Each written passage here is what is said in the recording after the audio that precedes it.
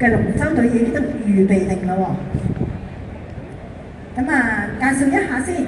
第一線道嘅係超力飛虎龍舟體育會，第二線道嘅係生命旅程，第三線道嘅係長興北海龍，第四線道嘅係大潭篤龍舟隊，第五線道嘅係房屋處龍舟隊，第六線道嘅係香港業餘龍舟總會。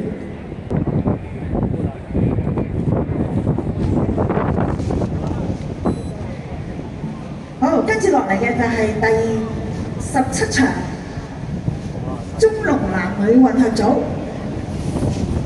第一線道飛虎超力飛虎龍舟體育會，第二線道生命旅程，第三線道嘅係長興北海龍，第四線道嘅係大潭篤龍舟隊，第五線道嘅係房屋處龍舟隊同埋第六線道嘅香港業餘龍舟總會嘅。咁啊，照睇到而家咁樣啦，就好似6隻齊拍拍咁樣喎。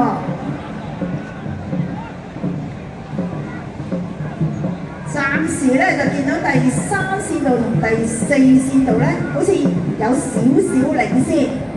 係啊，冇錯，第一線道咧都應該係追緊上嚟，1、3、4咧比較接近啲。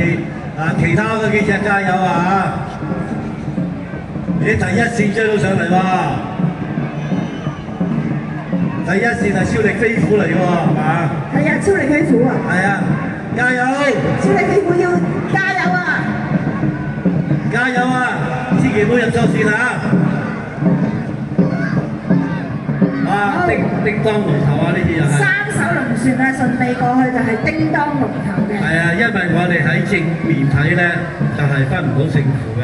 所以都要交翻俾我哋嘅大會裁判。交翻俾大會裁判。